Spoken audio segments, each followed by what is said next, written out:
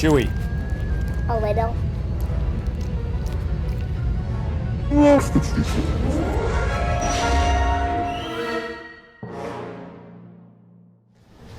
Return of the Jedi is now a legendary film, but back in 1983, it was just the most anticipated Act 3 to a film trilogy that anyone could ever remember.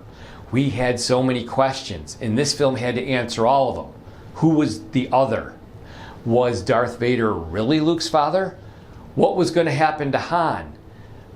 Was Leia going to choose Luke or Han? We didn't know the answers to any of these questions. In this film, this 2-hour film was going to have to answer all of this and satisfy everyone's expectations. And you know what? It did that. Regardless of what people might think about it now, and I know that there's a lot of trash talk about the Ewoks and different things, everybody was happy with this as the conclusion to this trilogy. And as far as we knew, that was going to be the last Star Wars film ever made, and we were all pretty happy with the result. Now, we had the chance to see this the other night. We saw it in concert, which meant we went to a music hall and we saw the local Philharmonic play the soundtrack live while the movie played above them. And for the most part, it was like being back in that packed house on opening weekend again and having a great time with an audience seeing a great film. I really liked this film, especially in concert. I've watched this film a few times on my iPad or on the TV, but now seeing it in concert, I liked it way more. Now, was that because of the music? Because we saw the music live? Or was it because we saw it in a theater? Or was it because we saw it with an audience full of people? It was because we saw it with an audience full of people.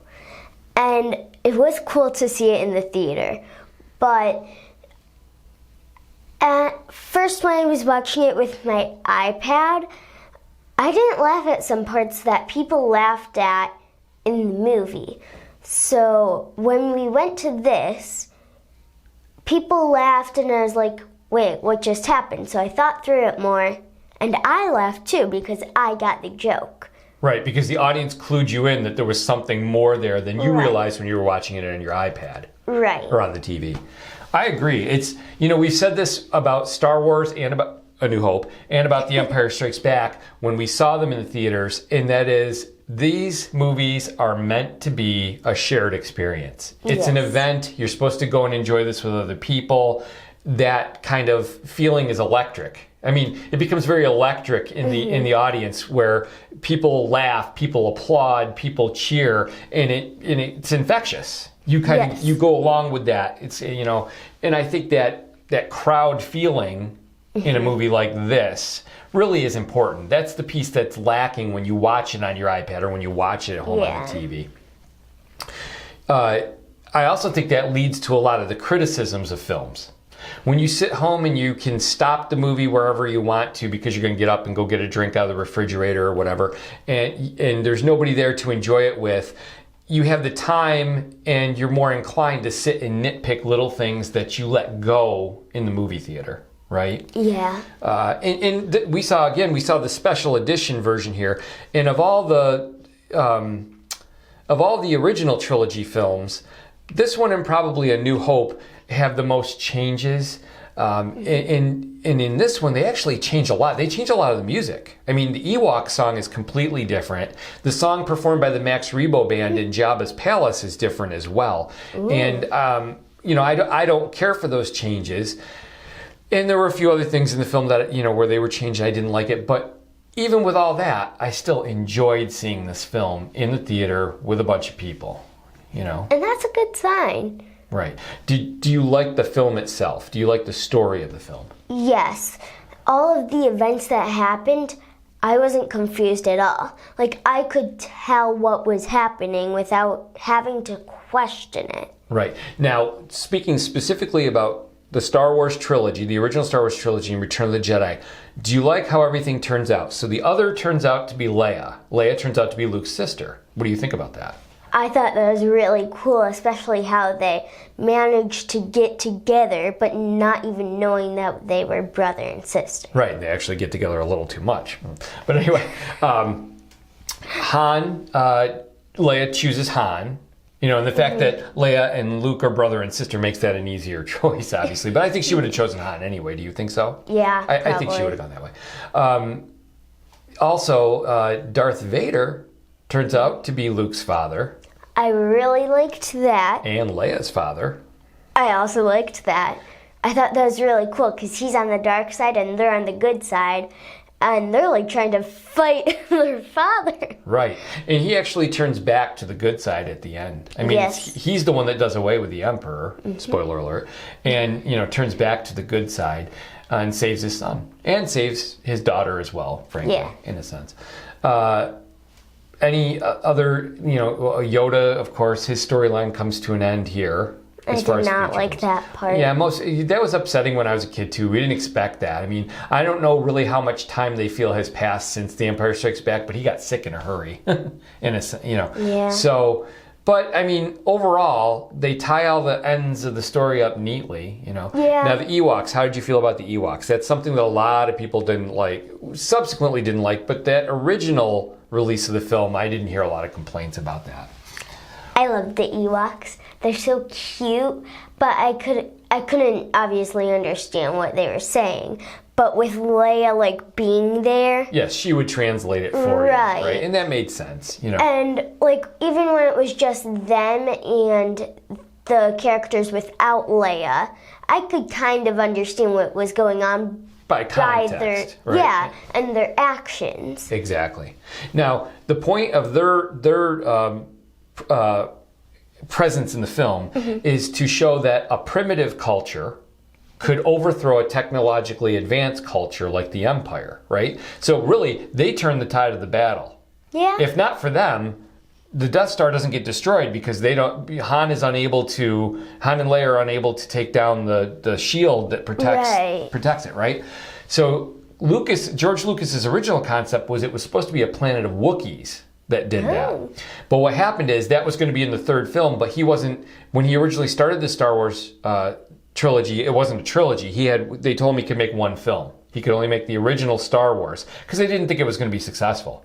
So he liked the character of the Wookiee so much that he made Han's co-pilot a Wookiee so he could get the Wookiee into that film in case that was the only film he got to make. By the time we get to Return of the Jedi, he can't have it be a planet of Wookiees anymore because they don't classify as a primitive culture anymore because Chewbacca's too intelligent. He flies the Falcon. He's proven himself to be an intelligent being, not a primitive being.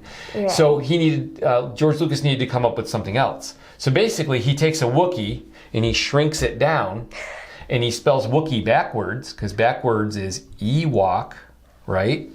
And I never noticed that. And that's where the Ewoks come from. So that's why they're in there. I always knew that the Ewoks looked somewhat familiar. Well, they're like a Wookiee, so I mean, he kind of went with that. And I think that, you know, it worked for me. I didn't have a problem with it.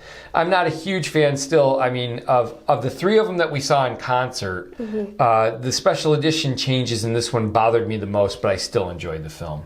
And this was my very favorite of the three when I was younger. I don't know if it was because of the anticipation of it, because I was a little bit older, so I had access to getting magazines like Starlog and looking into things more by that point. And I had I don't think I knew The Empire Strikes Back was coming out after Star Wars. I was too young and I didn't know there would be a sequel to it. But after The Empire Strikes Back, I knew there was going to be another film. So I'd been anticipating this one for 3 years. And for me, after 3 years of anticipation, it lived up to it. I mean, for me, I thought it did everything it needed to do. And when you think about how much this film needed to answer, it did it pretty well. So. I have a question for you. You said that this one was the one you liked the most when you were a kid. Is it still the one you like the most now? I probably think that Empire is the better film. I still enjoy pieces of this so much, though. I really do. I used to have... It's hard to pick. Right, I can't. You know, I think of that original trilogy as one big story, right? But I love space battles, and for me, this has one of the best space battles in it. I mean, by then, they had gotten the special effects up to a point where they could really, when the Falcon flies through all those TIE fighters and they go one way, it's just an amazing shot. Yeah. And, I thought, Wedge had an even better part in this one after we really didn't get to see him too much in the second one. Lando had a great part in that. I would have loved to have had Han in the space battle, but he had to be on the planet because somebody had to do that part.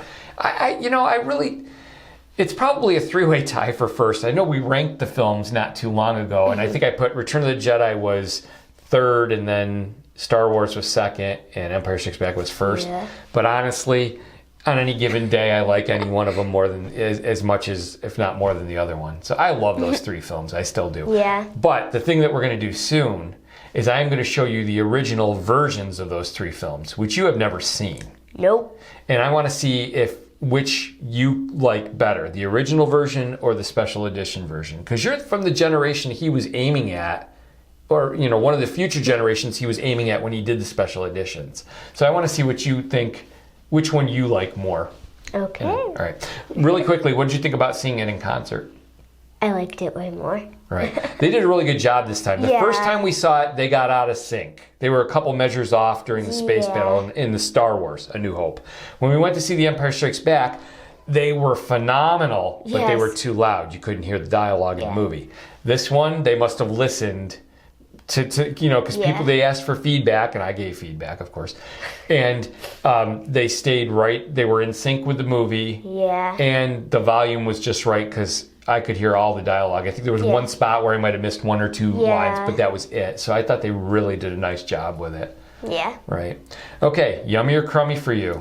Yummy. All right, so Return of the Jedi, definitely yummy. So the movie, definitely yummy. Yeah. Seeing the movie in concert. Yummy, yummy, yummy, yummy. And I'd be willing to bet you could find this somewhere near you if you have a Philharmonic in a city close to you. This is the type of thing they're doing now because they're trying to bring in people who don't normally buy tickets to their events. Mm-hmm. They're doing these films in concert in order to bring people in and say, this is what we do, this is what we sound like. And they get you in the door and then you're interested. So you might be able to find it out there because these films and E.T. and Jaws and things like that, those are the ones they always go. They go for a lot of the John Williams scores because he's a great composer, right? And little known fact, you're a Toto fan, right? You like the band Toto. The lead singer for Toto is Joseph Williams, who is John Williams' son, and you knew that. Yeah. But the original Ewok song in Return of the Jedi, the one you haven't heard, but the original Ewok song, the lyrics were written by Joseph Williams from Toto. Really? Mm-hmm. See, now if you're ever on Jeopardy, you can win. Okay, so we'll see you next time. Bye. Before you leave, check out some of the pictures of me and Colton. We got to see the Emperor and some other cool Star Wars characters.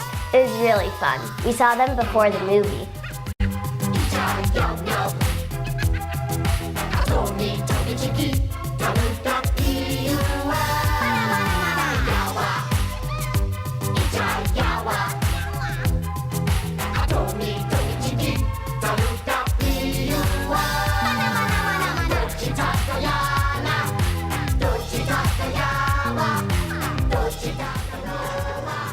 Be sure to check out some of today's other specials. Please subscribe and hit that little bell.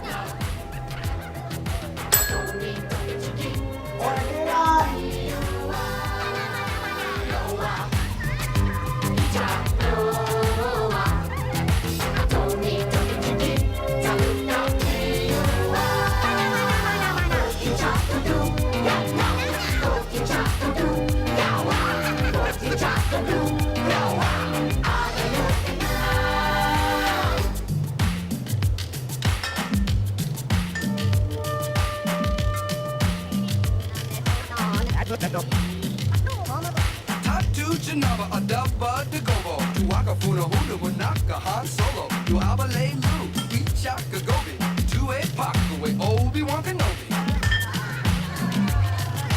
Koja's Basti, Kuchin Miyadoba, Kiba Haba Wesh, just Kiba Haba Yoda, Nub Double Mulaki Waki Lock Zeta.